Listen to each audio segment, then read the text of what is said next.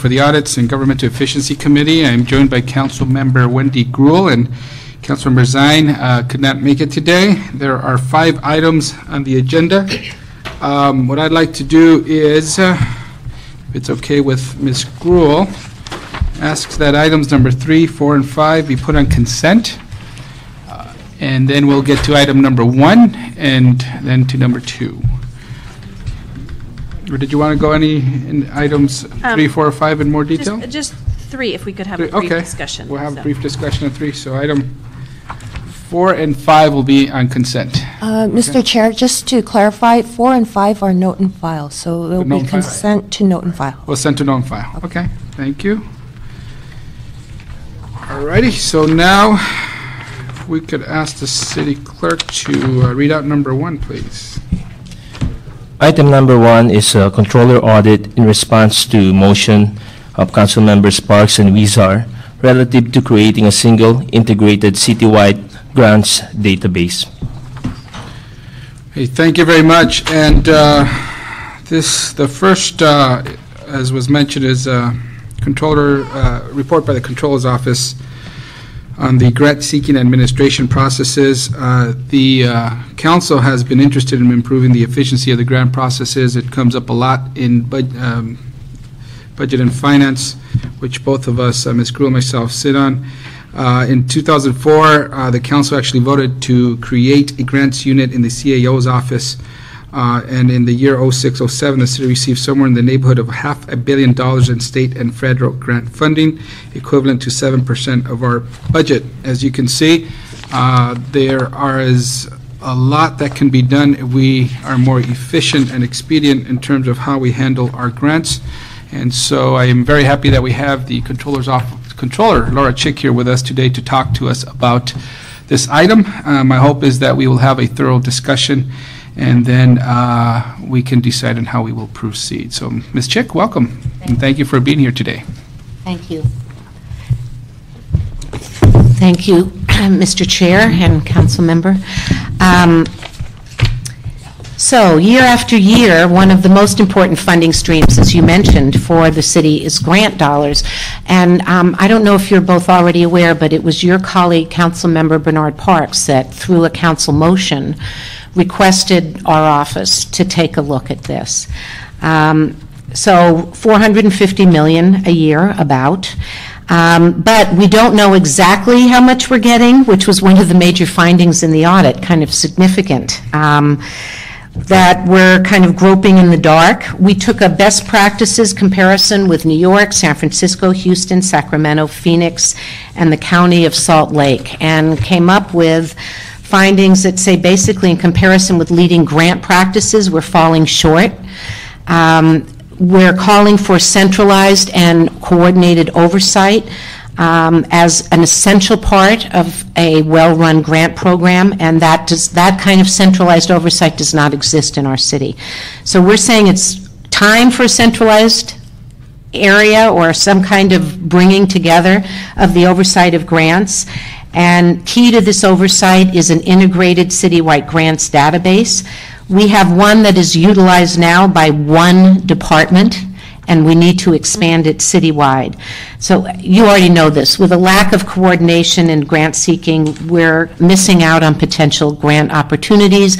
As Councilmember Parks pointed out, there are times when we are obligating ourselves for general fund dollars, and that's not always clear up front. I mean, sometimes that obligation is a matching matching dollar amount up front. Sometimes it's we're starting a new program that we need to know we've got to fund after we get it started.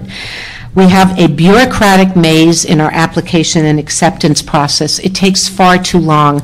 And I think maybe one of the things that needs to be looked at is there a way to streamline, with council still maintaining accountability and understanding what's going on, but to find a way to allow departments to move forward a little bit more quickly. I know Councilmember Parks mentioned to me in a phone conversation I had with him last week that something about during the budget process the CAO came forward, and in response to the question, aren't you taking a 5% cut the way other departments are, the answer was no, and we are planning to move forward on a grants unit per the controller's audit. So I'm hoping that's what we're hearing from the CAO, that is their intention to go forward. In their response letter to my auditors, they very much agreed with the findings. They agreed that we needed to move forward and have some centralized oversight while leaving. By the way, we're not saying that all grant activities and all grant seeking should be centralized, but that some of the functions should be. But in the letter from the CAO's office, that was their response letter in February, they said, you know, we agree, but it's a tough budget time and we don't know how we can do this. It was a similar response, by the way, to the risk management audit. And I'm very respectful of the CAO's office knowing what the budget constraints are, but I keep saying if we don't start changing some of our business practices, we are losing so much money while we wait to have the money available to move forward with, I can't even call these ideas innovative. They're just 21st century best practices. So I'm very appreciative that this is before you, and I think there's just complete agreement that we need to do things differently, and it's just a question of exactly what changes the council and mayor will approve and what kind of funding is necessary. But I will argue on this one, as I do on a lot of others. If we don't find the upfront money, we just keep bleeding at the back end. So, thank you very much. Thank you very much. Thank you very much. And Controller, in terms of your report, did you find how much it would cost to have a centralized system? Did you estimate that in your report? I'm not quite sure. I don't think we did. That would be for further. Yeah, I don't think we did. I mean, because something can start smaller and grow, because I thought CAO has some of the pieces of this already.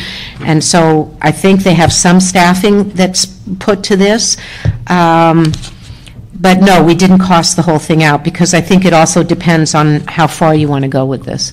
We do have, well, never mind, I won't bring up an upcoming audit. Okay. That'll be for later.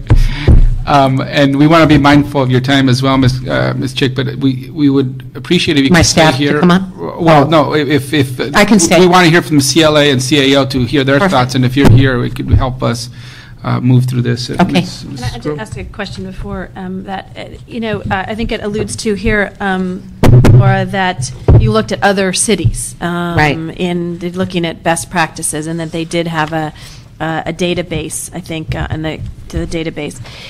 And I think you maybe even mentioned the FMS system. Is there a way that, I know the new one? The new one. I know we try to, make it do everything under the sun, but whether or not some of that information can be compiled through the new FMS. I'm sure it can, but what I don't know is, we have a very pared down FMS scope for the initial phase. I'm doubtful that it's included in the first phase, but I don't know, and maybe I can have someone from my office call down and see if we can get you that answer. And did you find, I know both of us being around the block a few times here in City Hall through various positions, but I may have mentioned in the past, the grants used to in the old system when I worked for Mayor Bradley, it went to the mayor and it was to my attention. Every grant application or program came to my desk, and we had to sign off on that before it went to the city council.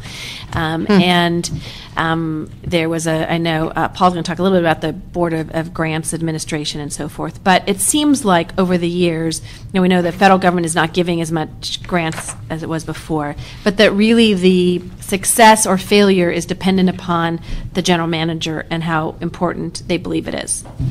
You mean success of any particular grant? Or applying for grants. If you look at, how many staff you have and you're saying, okay, what are my priorities?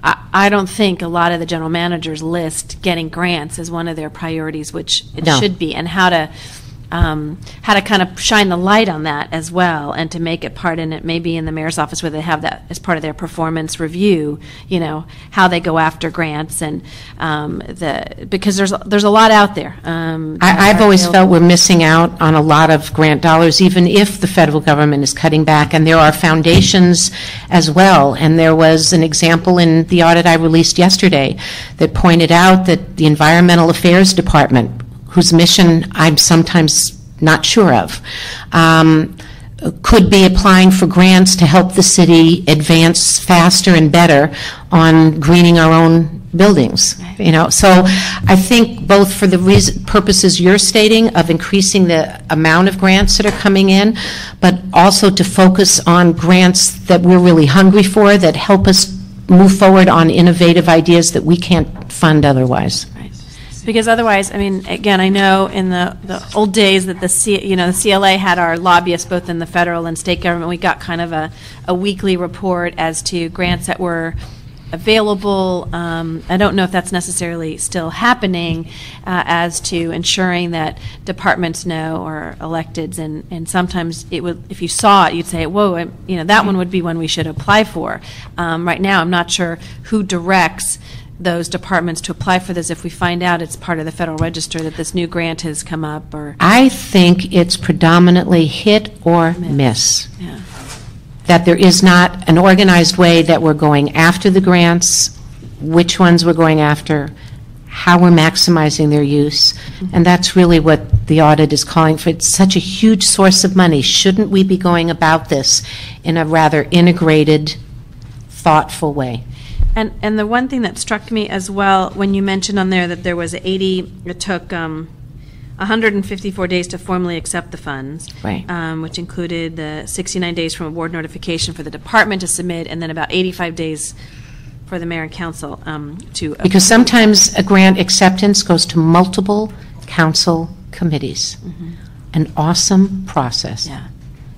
And we've seen that and how to try to limit that and to skip over. And see, that's what, if we reorganize how we're dealing with grants and everyone knew and had confidence that at the front end it was being vetted and there was a good process, then the approval role for the council and mayor doesn't have to be so scrutinizing. I think I may have talked about one of the meetings you spoke at, which was if the city has to approve you applying for the grant because there's match or whatever, and and here's exactly laid out how the money's going to go, is there a reason that if it is exactly what the city council adopted that it would have to come back for approval? Couldn't it be through the CAO or whomever that would give a check off? I mean, even the mayor that says, it is consistent with the previous action that was taken by the council. I'm sure there could be changes like that. Okay. And I think you would start shaving off weeks, if not months. Right. Yeah, absolutely. Thank you. The other significant recommendation is that most would go to the centralized oversight unit, except there are some large departments which you think could handle it on their own. But there were that are mostly grant writing. Okay. And I'm forgetting which ones we recommend go in and which ones stay out. I mean, I know Cultural Affairs does a lot of grant writing, EAD, Department of Aging. Okay. And I think there's many departments that actually know their stuff and should be still applying for the grants. I only have the executive summary in front of me right now. Okay. So we could hear from the CLA and CAO's office and the response to this.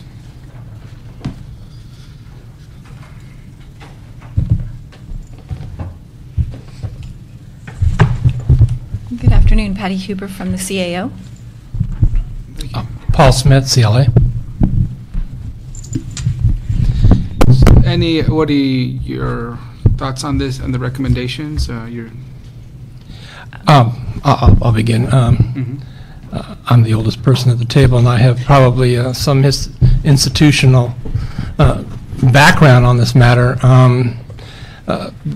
Back in the 70s, 60s, 70s, and 80s, the city did create a board of grants administration, which acted as a central clearinghouse within the city for grant programs, applications, approval process. And during that period of time, the city was experiencing a high volume of federal assistance, state assistance, programs that could be channeled through a central body for review and approval. That body generally had members of the council, the CAO, representative of the mayor's office, It was met about once a week. Each grant came through the process. CLA provided staff assistance to the board. As my memory serves me, I think the board was established through the administrative code.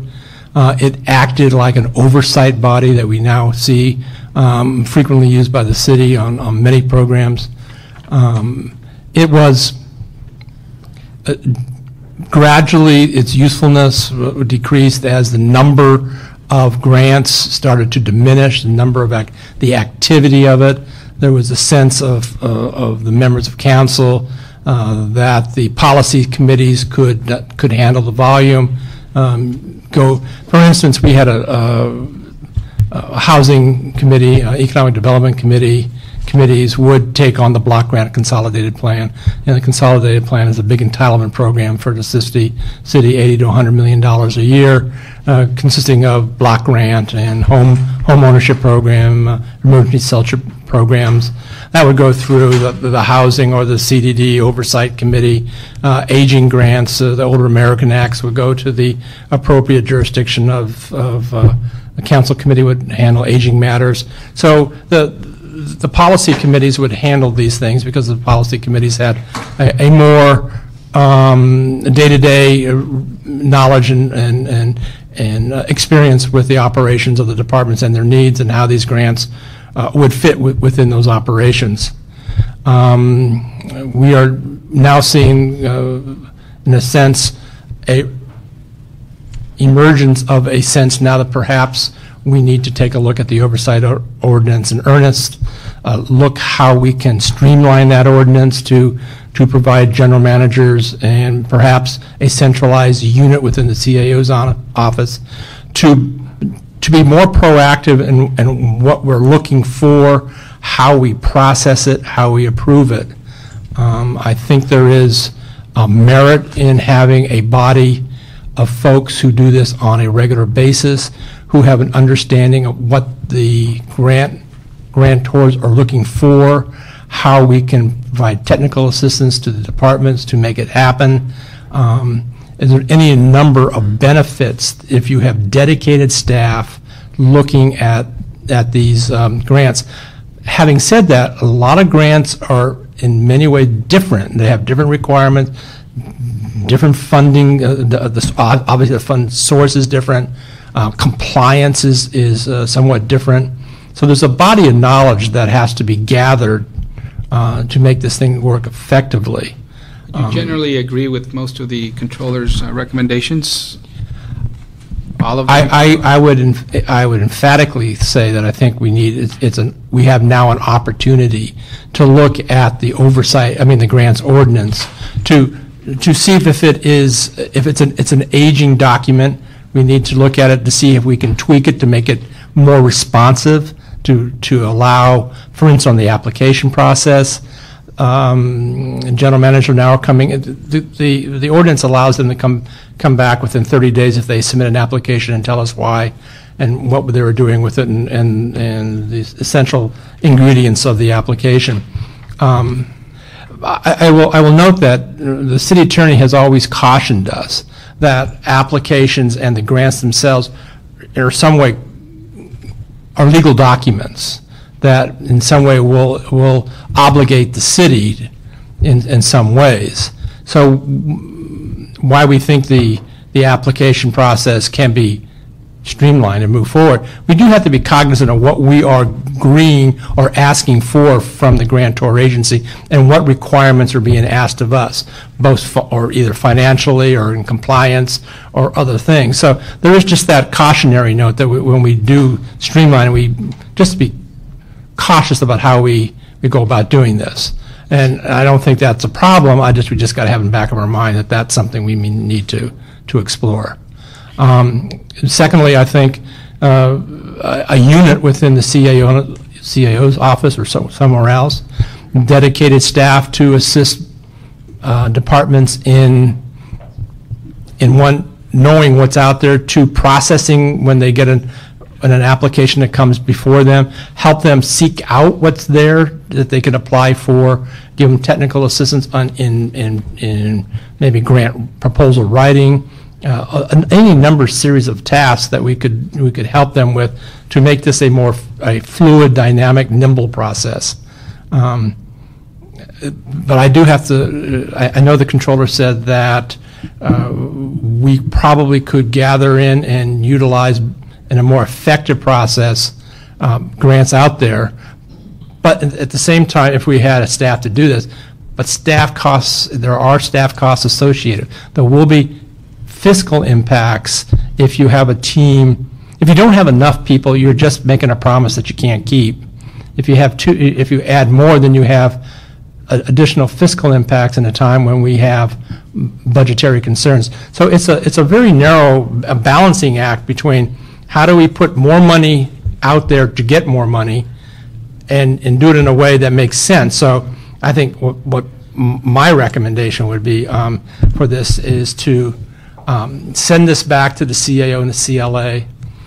Let us contact, or you direct the affected departments to have them send to us their response. How this will affect us. How will it affect the operating department? What things could this streamlining do to help you? What are the kind of steps and processes that would make your operations better and more nimble, more effective? Okay. And then we could bring it together a report and bring it back to you at a later date. CAO, anything you want to add? Well, as Ms. Chick indicated, our office has reviewed, and we were very much in agreement with a lot of, I wouldn't say a lot, I would say with the findings of the audit. We thought it was very thoughtful and very thorough.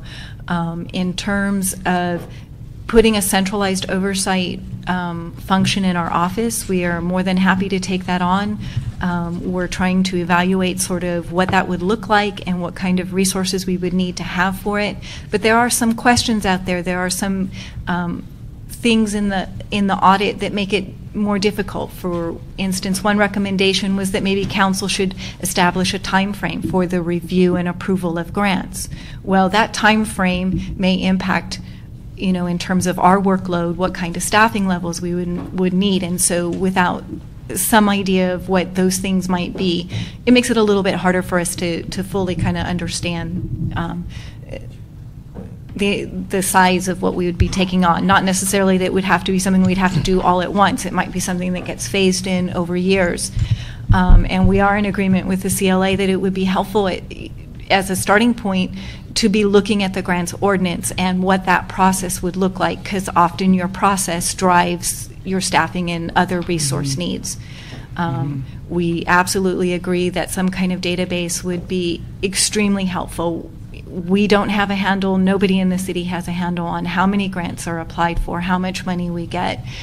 We don't always even effectively evaluate how we're doing with those grants, and we see those as all opportunities that as a city we could improve, with no questions. And the CLA, any thoughts or concerns about having the CAO take over the primary responsibility from the council for the grant applications? Good luck. I think, to be a serious note, I think it is an important function. I think it could provide the city with an important resource, but I think we do have to be careful how we plan it out. Yes. We need to know the base of what the activity is, what's the sense of the activity. I know the controller's office has said there's something in the order of 350 maybe, or 300 million in the city, and other departments have other activity, another 150 million maybe of dollars coming in.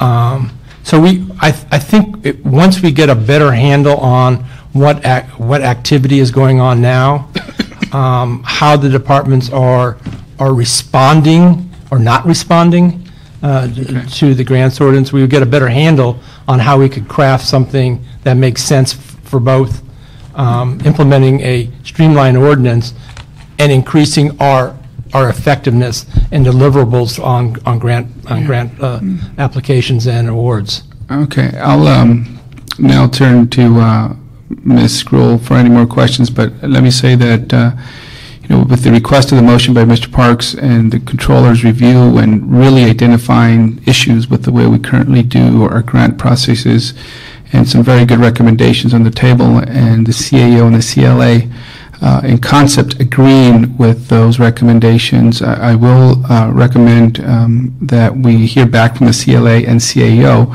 on how that may actually look, the pros and cons. But I get the sense that this committee is certainly supportive of the recommendations and would want to move in that direction. But we will need more information from the CLA and CAO after you work with the departments as to how that may look and present pros and cons in whatever direction we may decide to take. But let me turn it over to Ms. Gruhl at this point. A couple of questions for the CAO. As indicated, you have we funded 2 people. In the notes, it shows it was funded for 2 people, and you have 1 person. We have 1. And where did the other money that was funded for the second person go? I truly actually don't have the answer for that. I'd have to get back to you. Okay. So I think that would be interesting to note is if we funded it and it wasn't cut out in this last budget. I don't know enough of the CAO budget how that worked. And as Ms. Chick mentioned in her conversation with Mr. Parks, and I don't remember the exchange necessarily because as we went through 52 hours of all of that, but Mr. Parks probably remembers everything that was said. So indicating that the CAO, I know the CAO did not take a 5% cut like every other department, but that their one reason was for the creation of this. Is that part of the moving forward? Again, I know you guys are in transition right now. So our memory of the conversation was a little bit different, and I was not able to actually go back and listen to the tapes to find out what that was. I was sitting through most of the hearings. I know Karen raised the desire to have a centralized grants unit in our office as sort of one of the things that makes it difficult for us to take a cut when council and mayor are often asking us to do additional things. But I don't think that she intended to convey that we would be able to institute a beefed up grants oversight function solely within what we currently have budgeted. And if that's what was conveyed, I'm not sure that's what she intended to convey. And again, she's not here to ask. Right, no, I know, like I said, in the transition period. But it might be interesting to look back on the tape and to see the discussion there, because there's an impression that was in fact the case, and that was part of one of the reasons why that there wasn't a 5% cut. But no matter what, we have been and we are going to continue to be looking at what we can do with the implementation of different recommendations. We actually were already in the process and have issued an RFP to establish a pool of grant writers to be a resource to departments. Unfortunately, we didn't get the response to the RFP that we wanted. We only had 5 people respond. We were hoping for a little bit bigger pool, so we're going to revisit maybe how we wrote the RFP and see if we can change the... And was there funding within the CAO's budget for those grant writers? Or no, that was something that the departments would have to fund as part of their... From their part of what I know in grants, that there are opportunities within those grants for, I guess, reimbursement for. So, for example, if in fact the CAO helps draft application or participating in that, and we have that cap, there's so much that's being used for administration. Isn't there an ability for the CAO to be reimbursed for the costs associated with the staff for those grants? That would have to be sort of evaluated on a grant-by-grant basis, and there's often a cap on how much can be done for what's sort of kind of known as management and administration, and then it would come down to how much of that would come to the CAO versus how much of that might be needed by the department for their grants administration activities within the department, because we would at most maybe be involved in maybe assisting in writing the grant or other technical assistance, but we generally do not actually apply for the grants on behalf of the department. So some of that comes down to, do you want us to be doing that? Then we might, but then we would not be actually implementing or administering the grant for the department necessarily. But if I mean, and we had a little We'd bit have of to look dialogue at during dollars, budget about yeah. this, which is if, the costs associated with our benefits, I mean, there's all kinds of things that we put in there when we were just discussing in budget whether or not that was an accurate amount Right. was the discussion we had. But from the perspective, if you want to have, let's just say you wanted to have 5 people in the unit, overall, and the amount of grants that we receive, and in fact, if we think having a grants unit will increase the number of grants, if you looked at the percentage overall, and again, for one small grant, CAO may not be involved, so that wouldn't be part of it. But I do think that we should think creatively, and I don't know if in the other cities that the controller looked at, that there may be some other cities that did in fact that, which is a portion of the costs be able to be reimbursed by the grant, and to be able to look into that. I think that would be very important. I am, concerned that we not, and I think that Chair is correct in moving you forward, but not take a long period of time, because this has been talked about, as Ms. Chick, I think, when she was a council member, introduced a motion, and it was done in 2004, and I think Mr. Smith introduced a motion that in the 2006, and there's been enough that says we need to get this done, and it's not necessarily rocket science, because I think we do know, and we've made some difficult choices in council, but we also know that you can be penny wise and pound foolish, and so if the CAO and the CLA come back and say, number one, there is a second position, we did fund it, the money either was saved from last year or it was swept. I don't know if we swept any money from the CAO in this last year. Where did that money go? Because the intent of the council was it be spent on the creation of this grants unit. And I think we need to look at a structure that allows for the expeditious consideration. And I think to address your concern, Paul, I mean, if the council did adopt it before, I don't think we need to see it again, other than the fact that says, guess what, we were successful in getting this grant, FYI to all the council members, and it's for this amount, and it does fit in with the mission. And looking at what the controller put, I mean, there's some very specific things that the city of Phoenix, I think, Arizona did, which said, when you're looking at a grant, instead of you thinking, wow, there's all this money, and yeah, it's not quite what our mission is, but we can demonstrate we got a grant, and it needs to fit some criteria and be able to do that. And I think, I don't know if they currently do that, or if there's a mayor's directive that requires that. That's why it's so important to actually have a hard eyeball on the grants ordinance and see where we can make those kind of concerns will be vetted out and talk to the city attorney's office, and where we can make improvements and make it quicker and faster and more effective. We'll bring those recommendations back to you. And I think, again, there's in some ways a roadmap here with the controller's audit. So a lot of that hopefully will not take long to do. And maybe, Mr. Wiesar, if we can put a timeline on, we have, not that you don't have a lot to do, but we did finish the budget. Mm-hmm. So, this would be, the summer reports or whatever. I know you start the next day talking about it, but I think this is a prime opportunity, and if we don't do it quickly, it'll be September, October, and the departments will be doing and they'll be focused on that and not focused on trying to create something new and different. There's also another consideration. You know that a lot of our blocks of money come through entitlements or through formula grants.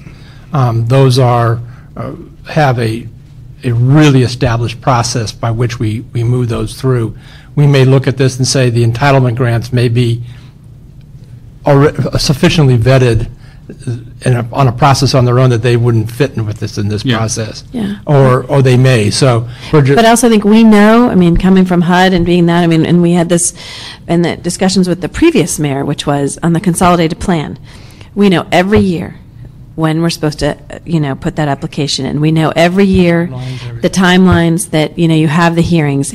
That's not rocket science. And so we should know every single year, here are the dates, and it's kind of like, RFPs and all the times we do 2 or 3 times. And I just think we have been around the block long enough and have learned from these experiences, and that we should have it shouldn't take us long to be able to do this. So how much time are we looking at in terms of what you need? I don't know, 45 days? Okay, 45 days. Good, I was thinking 60, but let's do 45. We'll come back. No, 45 days. We'll instruct the CAO and CLA to report back to the committee with an analysis of the controller's recommendations. And inherent to that is instruct the departments to cooperate with any information you may need to get that done. And I think the involvement of the city attorney's office is really important from day one, because we don't want this to happen that it is, we come up with ideas and then it takes a long time to actually implement that. So having them involved from the beginning. And I know the controller wanted to share some more words with us, and after that we have the mayor's office. Yeah, no, I'm thrilled. I think 45, I was going to accept 60, but I left the 45. No, stay with 45. No, 45. And I would just request that, I think one of the most essential things that the CLA's office said is to put at the front end of this a review of the ordinance, because you might find some really easy kinds of revisions that are going to deliver some immediate improvements. So, thank you. Thank you, and thank you very much for your work on this, Ms. Chick, and thank you, CLA and CAO. The mayor's office is here as well to speak on this item. Arif? Thank you, council members. As you know, my name is Arif Ali Khan. I'm the Deputy Mayor of Homeland Security and Public Safety. I've been recently designated by the mayor to be the point of contact on grant-related issues for the mayor's office, partly because my office, the Homeland Security and Public Safety Office, manages approximately $200 million in grants for public safety and homeland security issues, and partly I got assigned because I'm somewhat unlucky, but I am looking forward to this. As the controller has identified, there are many issues that need to be resolved with respect to streamlining the grants process, and the mayor was very pleased with the audit and the roadmap that she laid out. And this is true for the entire process, from grant seeking to acceptance to expenditure of the funds, which I often ironically say sometimes people think that getting the funds is the hard part. Oftentimes it's actually expending the funds that can be even harder. Because of the processes that we have to go through with procurement and other things.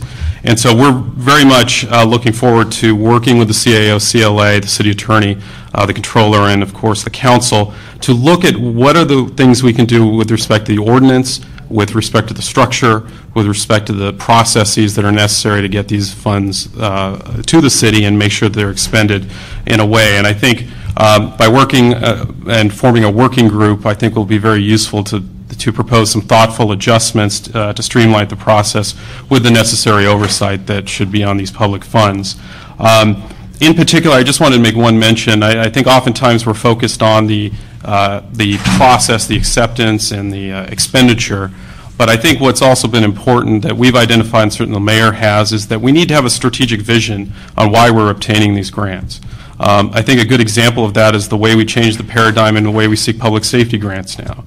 We seek grants to support the mayor's gang reduction strategy for a specific program that is identified, that has its metrics, that has its accountability as the need, and we try to identify gang grants for gangs to fill those gaps that we have. Also supporting it with general fund monies, as the council just did last week with respect to the CLEAR program, to show that we have sustainability and we also are committed to these. But it's essential that, especially in my area of expertise with Homeland Security, is that we identify the threat, we figure out the city's capability to deal with that threat and whatever funds are available, what are our gaps, and then where do we have the funding sources to fill those gaps.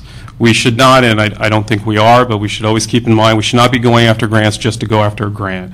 It should be to go after a strategic plan, to have an identified objective, and it's something that the city can afford and sustain over the long term. So I appreciate you letting me speak today. I just wanted to let you know that the mayor's office is very engaged in this issue. We're very appreciative of the controller's audit and the fact that this committee is looking at this important area of revenue for the city. Thank you. Thank you very much.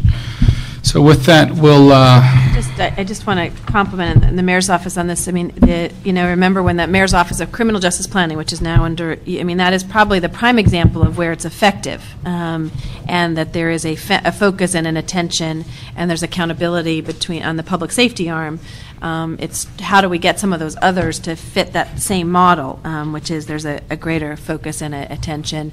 And as you said, I think the movement is towards, and you look at the gangs issue, which is if you tell us, here's what we're going to do, here's how the money's going to be spent, and we'll periodically report to you, and you follow that, then there's, the council doesn't come in and try to hopefully micromanage on that. But it is about making sure that all those pieces are in place. So I think they've done a good job. Thank you. Thank you. So we've gave the instructions on that item, and so ordered. Next item, please. Thank you. Item number 2 is a controller report relative to the review of the fiscal year 2007-2008 internal control certification program.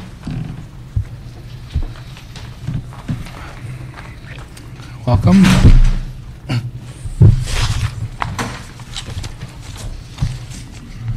Rick Taguchi, Chief Internal Auditor. The Internal Control Certification Program, or ICCP, was developed in 1993 to assist departments in assessing their internal control structure. Every 3 years, departments are required to self-assess their operations. They do this by completing a set of 10 questionnaires in areas such as cash, revenues, and expenditures. We sent out our packets in October 2007 to 44 different departments and had a time deadline of February 15, 2008. As of that date, only 14 departments had responded, so we granted an extension to March 14, 2008.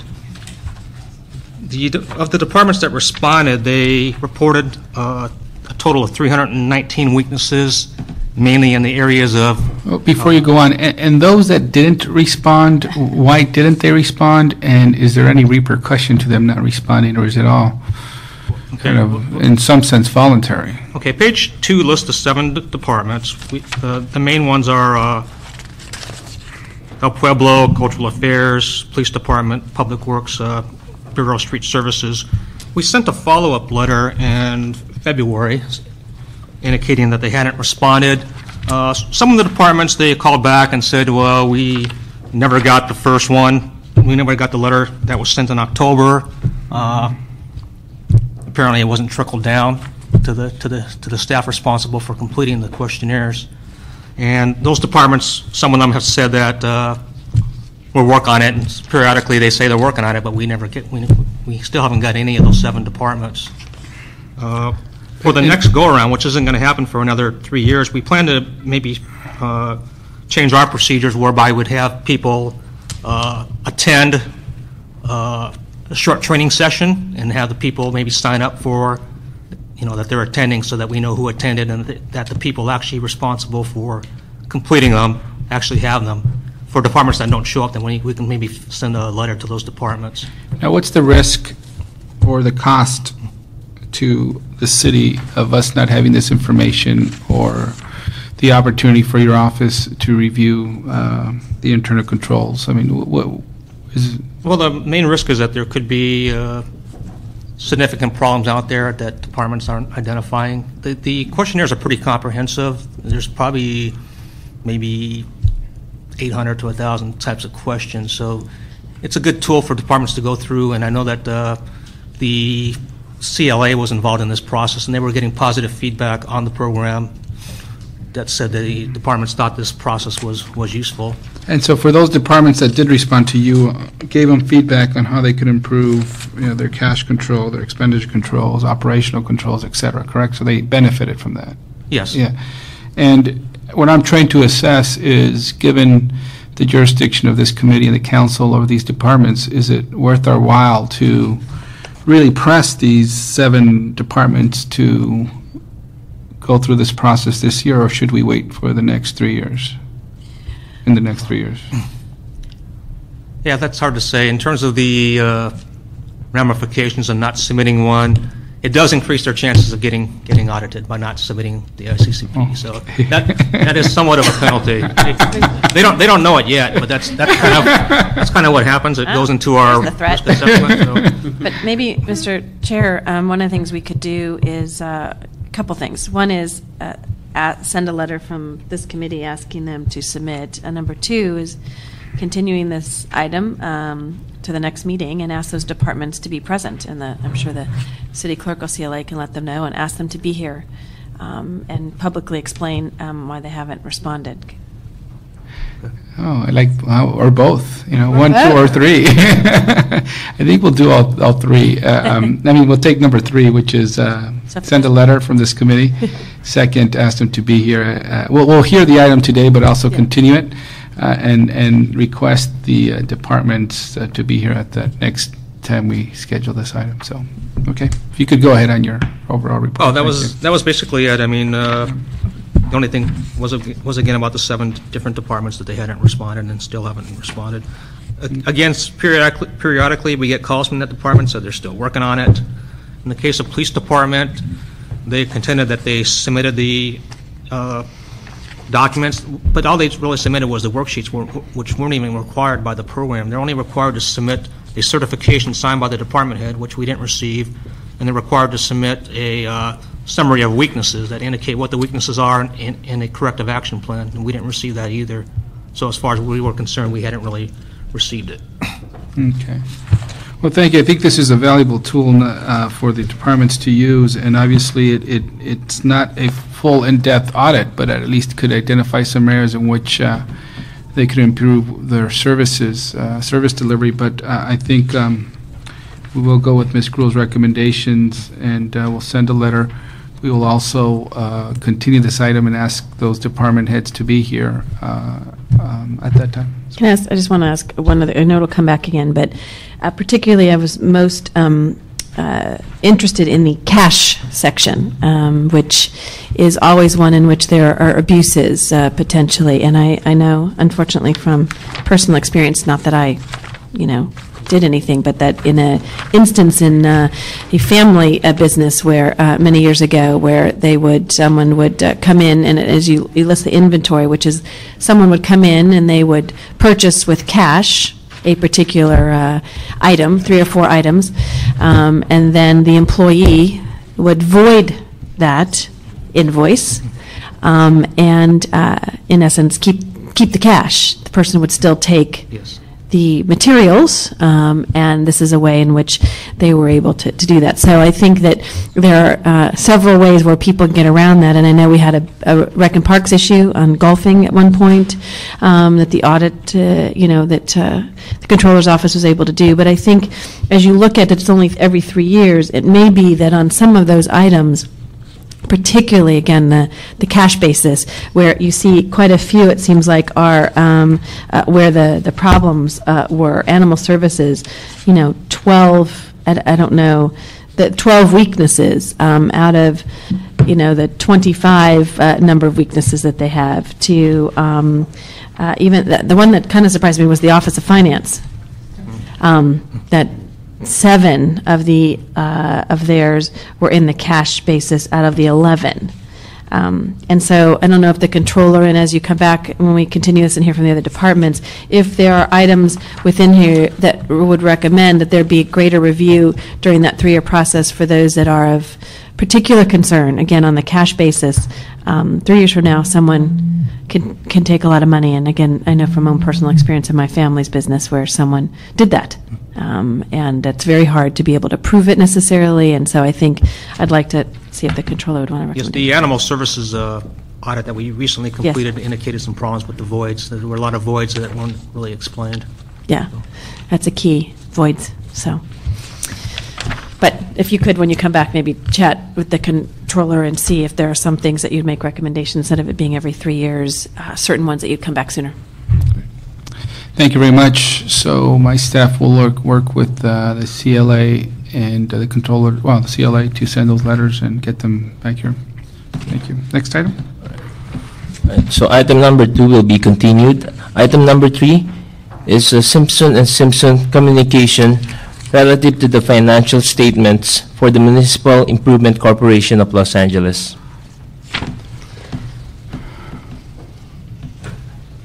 Oh, welcome. And I know I wanted to call the special real quick and just to ask a question. And I know, I think you've asked some of these same questions when we were in Budget Committee on MICLA and the decisions made. And it has less probably to do with the financial aspect of what Simpson and Simpson has done, because I think it goes through how we have managed the money and the MICLA that's been selected in the credit risk. I do see that we clearly have gone up in the amount of MICLA cash and investments over the last couple of years, and I think a lot of that is based on the police facility. Is that correct? Yes? Yes. Okay. But I'm always, and this may again be a CLA-CAO issue, which is how we choose those projects that are in MICLA. It's a pet peeve of mine. And particularly looking at not only how we choose those projects, and I know it's a council-derived and mayor-derived, so I understand that, but there doesn't seem to be a whole lot of criteria in my view of how we're selecting those projects. And two, there are several examples of where we fund a MICLA project, a capital project, where there has yet to be identified any operating expenses. And we purchase property by MICLA, we build buildings with MICLA, and there is no kind of, and then you're stuck. I mean, and some, people have effectively over the years, gotten the MICLA funding, and it's not related at all to the budget in the future. And then you say, well, we built this building, so we have to put the staff in there, or we, and so I don't see there a strategy, and I don't know if the bonding agencies care whether there's strategy or not, as long as we're, able to financially repay those MICLA bonds. But if I was looking at it, I'd say, what's the strategy for the MICLA? What are our priorities, and how do we make choices as we go forward? Because it is debt that we are incurring that we have to pay off, and so it really is almost like a budget item. But people see it as a non-budget item because it doesn't really seem to impact at least from the perspective of the budget on the bottom line. So I know that's, you're all from Simpson and Simpson. So what your report did, just to see if the numbers actually add up, but these policy issues raised by Ms. Gruhl are actually questions that, correct? Am I right? Yes, the auditor simply just sought to see the statements match, et cetera. And I think someone from the CAO's office would speak to that issue. Yeah. Yes, Mario Vasquez with the City Administrative Officer. And we understand your concern, Council Member. MICLA projects, as you mentioned, are approved in either the budget or in a separate council action. We will take your comments, I will take your comments back to the office, as we do have a new administrator coming on board, and we will discuss it. I know that issue has been discussed before in the past. I know, I brought it up in the past, and we, there's a little brief discussion, and then it goes away again. And I think you, from Simpson, I think you've heard every time you come up for the MICLA, I think I asked this question. So, sorry, I'm the broken record on that. But I do want to make sure that the MICLA spending that we're doing is one in which we are being, I think, not only pragmatic, but most importantly, fiscally responsible on how we're doing that, and that we're making policy choices when we do MICLA. So, they don't care in the financial word and what you've done, that the MICLA, what we're using it for, as long as we have a way in which we're paying for it, right? Well, we're concerned about how we account for the funds and that they're following whatever policies and procedures are in place. So we're concerned to that extent. Mm-hmm. But I would think that the CAO is the one that really manages that process. Mm-hmm. But I think you're correct, Ms. Gruhl. In the short time I've been on council, and I found that it presents issues of efficiencies, because if some of these projects are funded and then they're stopped, because then they say, we get back from the departments, well, I don't have enough money to operate them or maintain them, then these projects are just kind of in limbo. Well, we've already spent some initial money. Borrowed the money, yeah.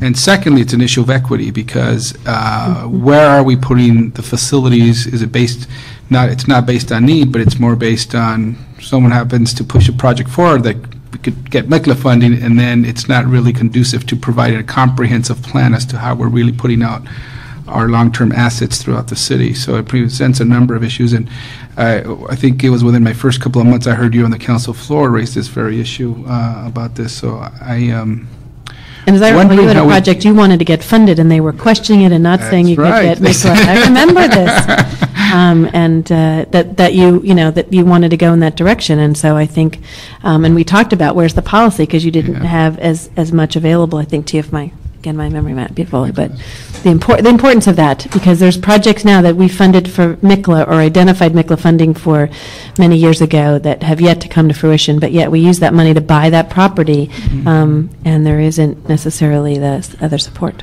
I think we could either go through the route of this committee and direct CAO to come back with a report on a policy, or I'm not sure if there's already been a motion introducing council and just pick up on that to bring it to the Audits Committee to follow up.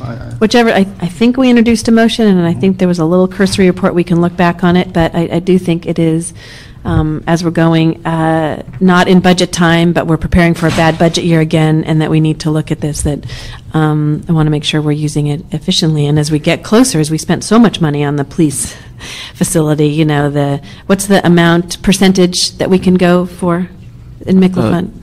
Debt service as compared to revenues is 6%. 6%. And where are we currently? At about 4.5%. Which is the closest we've ever been to that 6%, right? It's actually gone down recently, so we've done better, and our credit rating does reflect that, but there's always a concern with the downturn in the economy that revenues would decrease or not increase at the amount it has in the past. Okay. Okay. Thank you. Well, if you could provide us a report to committee members from the CAO's office on where we are with the report back on the MICLA funding and an overall policy, and after we get the report back, we'll probably schedule something or move in a direction to get a comprehensive policy on this. Thank you. Thank you very much. Yes. So item number 3 will be noted and filed with the CAO to report back. Great, thank you very much. And I believe that ends our meeting. We have one public comment, Arnold Sachs. Is Arnold Sachs here? I think he is. There he is. Arnold Sachs, welcome. Good afternoon.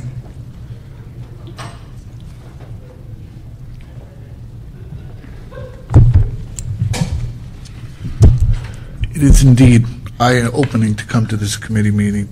You actually learn quite a bit, but it leaves you in more in awe of what you know and what you hear in council chambers.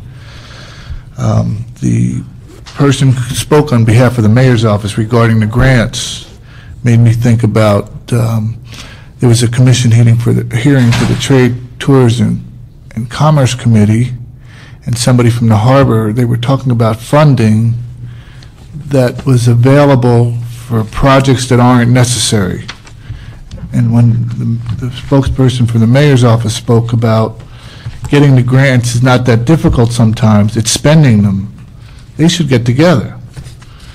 Somewhere along the line, if they're on the same track, they have money but they can't spend it. But what was interesting is to listen to the procedures again regarding audits and spending, and Councilwoman Gruhl, your example regarding how funding can be misappropriated. And I come before the City Council and I come before special committees and I speak regarding the transportation fiasco that is enveloping the county and the city, and it's like over everybody's head. And I don't know, I'm not myself making this stuff up. I'm looking at papers that are put out by MTA, papers that are put out by the city, papers that are put out by the county, and it's not that they clash, they go in opposite directions, totally opposite directions. I've come before the City Council and spoken about the Mid-City Expo line. There's funding for the corridor. There's a study for the Wilshire Transit Corridor. The documentation shows that the Expo line is the boundary, the southern boundary for the Wilshire Transit Corridor.